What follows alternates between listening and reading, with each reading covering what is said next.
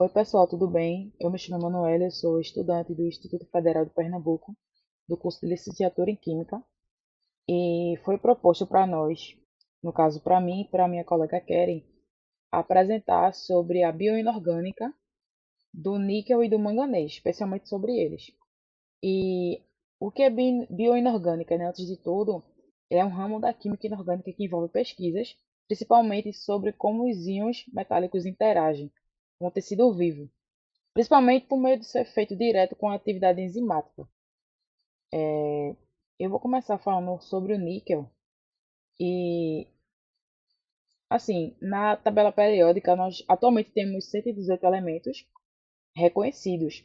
Desses, 26 são artificiais e, isto é, são produzidos em laboratório e 92 são naturais, ou seja, são encontrados na natureza.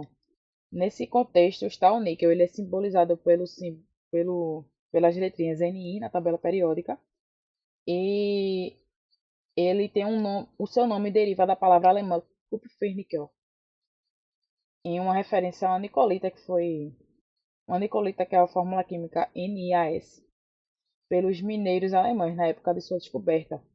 Ele foi identificado no século XVI e sua importância na economia industrial foi insignificante até 1820, quando um cientista chamado Michael Faraday, em colaboração com um associado, eles obtiveram sucesso ao elaborar uma liga sintética de ferro e níquel, que foi indispensável para o progresso da economia industrial. E o níquel metálico refinado ele só ocorreu pela primeira vez na Alemanha, tá? Em 1838. Vou falar também um pouco de suas características físico-químicas, né? O níquel é um elemento químico de coloração branco-prateada, como vocês podem ver nessa imagem. Ele é classificado como metal de transição. Como eu falei, ele tem o número atômico 28 e ele tem uma alta resistência à corrosão. Ele também é um bom condutor térmico e elétrico. E seus sais normalmente eles apresentam a coloração verde intensa, como vocês podem ver aqui na imagem. Mostramos o minério de níquel, o sulfato de níquel, o ânodo de níquel e o cloreto de níquel. É, ele é um elemento que, em temperatura ambiente, ele se encontra no estado sólido e em formato de rocha. Isso é uma característica importante, né, como eu falei, para a indústria, porque ele é levemente duro. O níquel ele é maleável, ele é levemente duro, mas é maleável. Ele é um bom condutor térmico, como eu falei antes, ele conduz eletricidade e calor facilmente e ele possui um caráter ferromagnético, que ele é resistente à corrosão e à oxidação. E isso para a indústria é interessante, já que ele evita ferrugens e certos tipos de desgastes. Sobre sua abundância terrestre, ele é o quinto elemento mais abundante na crosta terrestre e também boa parte do níquel está no núcleo da Terra, né? Como a gente pode ver na imagem, os estudos apontam que o núcleo da Terra é formado por ferro e níquel. Sua maior parte é extraída de dois tipos de minérios, que são as lateritas, são os principais minérios, são a limonita, niquelada e a garnierita, que é um silicato hidratado de níquel. Ele se apresenta em vários tons de verde. Como eu mostrei anteriormente na imagem, o níquel sempre se apresenta na coloração verde, que é a sua coloração mais comum. Os sulfetos niquelados, em seu principal minério representante é a pinlandita, de fórmula geral, que eu não coloquei aqui, mas ela ocorre em algumas regiões da Terra, que é a África do Sul e na América do Norte. O níquel na indústria, né, como eu disse, ele foi muito importante. Ele foi muito usado na produção de moedas, até hoje, né, cuja a sua proporção de níquel na composição é de cerca de 25%. Ele também consegue melhorar as propriedades dos metais e das ligas que ele se associa. Por causa disso, ele é primordial na aplicação industrial, especialmente porque ele é amplamente utilizado para fabricar aço inoxidável. Esse tipo de aço, ele é muito usado na engenharia, na construção civil, em automóveis, instalações hospitalares, cozinhas industriais, em laboratórios e equipamentos náuticos, diversos utensílios domésticos e cerca de 9% do níquel extraído ele é empregado em atividades de galvanoplastia, que é a aniquilação, e 6% dos outros em moedas, baterias e dispositivos eletrônicos. Ele também é utilizado como catalisador nas reações de hidrogenação de óleos vegetais. O catalisador é um elemento que vai aumentar a velocidade da reação sem interferir, né? Ele também é utilizado como um aditivo de vidros, dando uma coloração verde. Como eu disse sempre, verde. Bom, falamos sobre sua parte bio-inorgânica. O níquel é um micronutriente essencial para os seres humanos. Ele está envolvido no metabolismo de lipídios e na regulação hormonal. O níquel é o átomo central das enzimas bacterianas, que promovem a degradação da ureia e participa também do crescimento de plantas.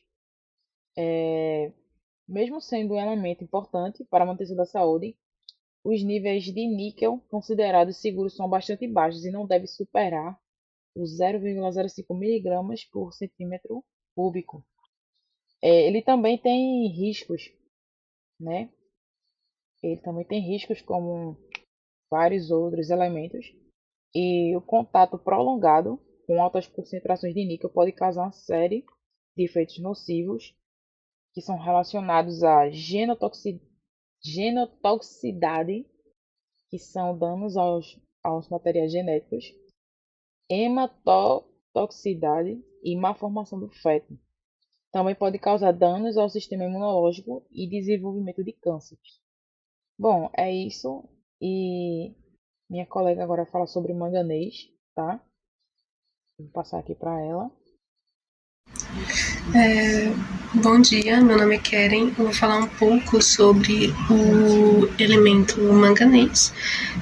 De início, eu vou explicar um pouco como surgiu, né, esse nome manganês. O manganês, ele é um elemento onde a palavra vem fazendo referência à cidade de Magnésia, no antigo território grego, onde lá tinha dois minerais negros, denominado magnês. Tinha o magnês feminino e o magnês masculino.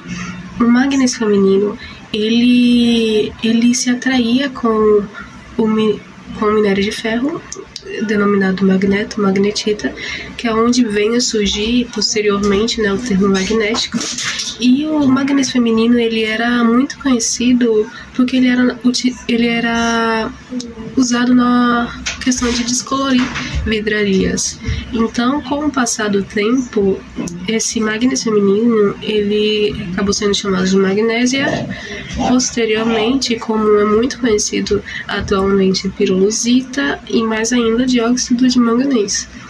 Então, a partir daí, dessa região foi surgindo todo esse termo e tem outros tipos de explicação também, né, que são do mangan, de uma palavra alemã, e atualmente ele é muito utilizado em questão, né, econômica, na fabricação de ligas metálicas, de ácidos inoxidáveis e em outros tipos de ácidos, mas também ultimamente acabou sendo muito procurado na utilização, né, para pilhas e baterias, especialmente quando se trata de carros eletrônicos. E como foi que se deu, né, essa descoberta desse elemento? Então, primeiramente, lá em 1770, através do químico e mineralogista Ignatius Kane, ele fez, né, na sua dissertação denominada de metais dúbios, ele falou sobre a reação da pirolusita com o carbono na produção de uma massa metálica que era o manganês. Após um tempo, lá em 1774, através do engenheiro de Minas, Johann Gen, ele repetiu esse processo novamente e ele trouxe alguns resultados melhorados, né? Ele juntou a piroluzita no cadinho junto com óleo e tampou, aqueceu. Quando ele abriu lá, havia uma massa metálica que lembrava muito ferro e era, no caso, o manganês.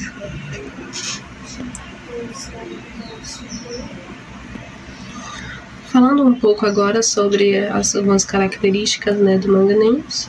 O manganês, ele tem o símbolo M maiúsculo, N minúsculo.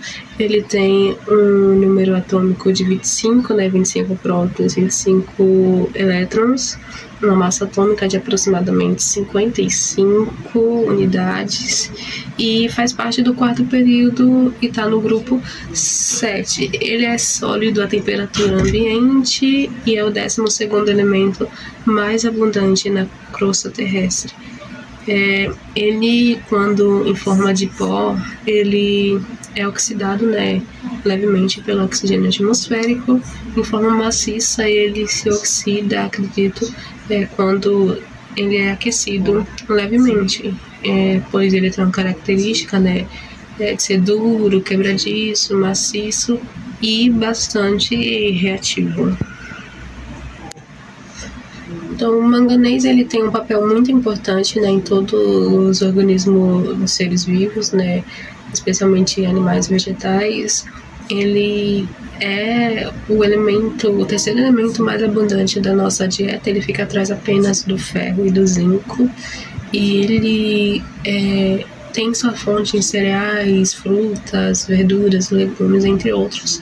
E a sua deficiência no nosso organismo, ela pode ocasionar em sérios problemas, como de perda de peso, fadiga, até a questão de redução da fertilidade, alteração na síntese de insulina, como também pode, até coisas mais sérias, na intensificação, né, de reações alérgicas inflamatórias.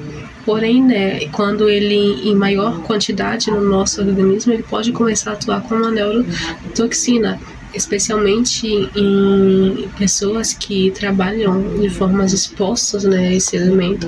Eles podem sofrer de manganismo, que é quando a partícula de manganês ela vai